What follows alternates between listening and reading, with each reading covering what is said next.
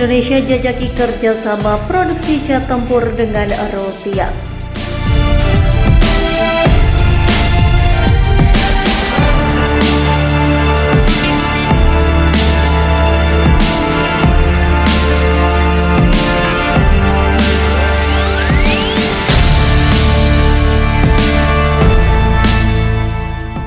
Pemerintah menjajaki peluang kerjasama produksi jet tempur Yak-130 dengan Irkut Corporation dari Rusia.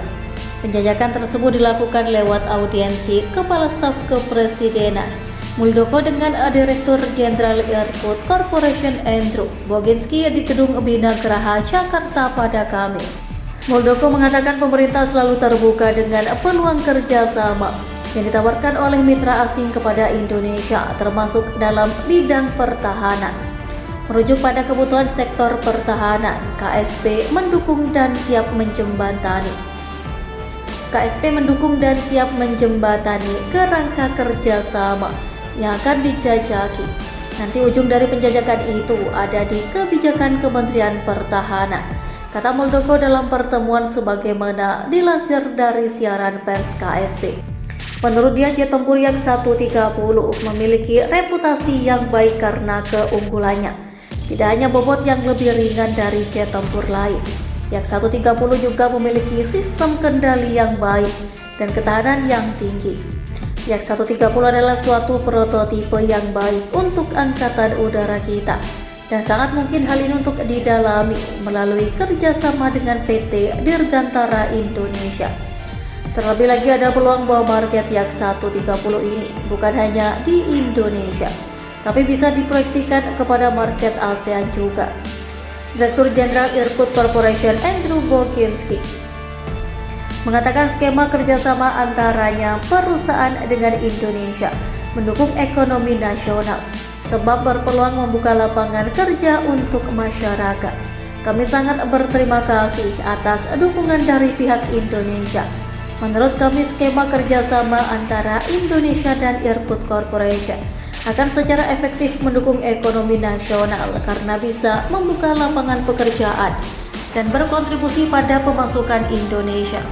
Irkut Corporation akan mengikuti serangkaian acara Indo Defense Expo dan Forum 2022 di Jakarta International Expo Kemayoran pada 2 hingga 5 November. Pameran bertajuk Peace, Prosperity, Strong Defense itu merupakan acara internasional yang memamerkan industri pertahanan darat, laut, dan udara. Indonesia menjajaki peluang kolaborasi untuk memproduksi jet tempur Yak-130 dengan perusahaan Rusia Irkut Corporation. Penjajakan kerjasama ini terungkap dalam pertemuan Kepala Staf Kepresidenan Muldoko dan Direktur Jenderal Irkut Corporation Boginski di Jakarta beberapa waktu lalu.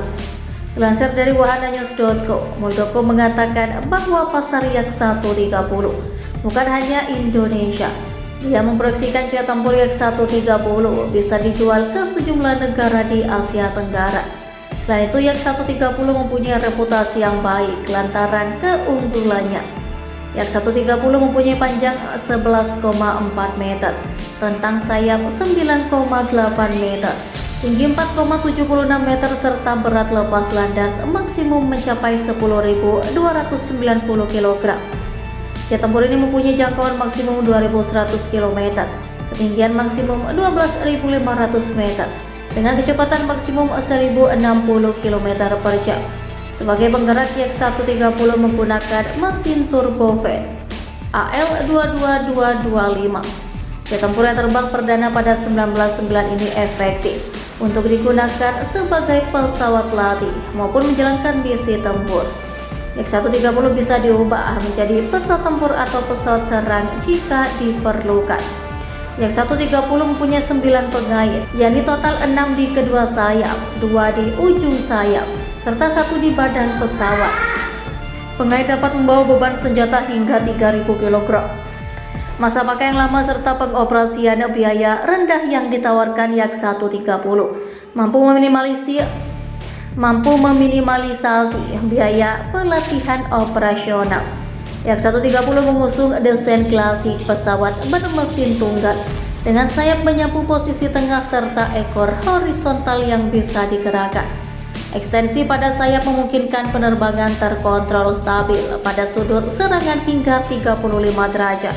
Selain itu, peralatan avionik canggih dibenamkan pada jet tempur Yak-130 seperti sistem kontrol fly-by-wire terintegrasi digital, gelas kokpit hingga navigasi digital.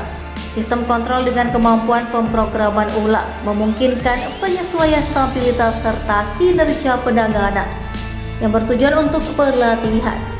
Yak-130 mendukung pelatihan dasar hingga lanjutan oleh pilot pesawat tempur.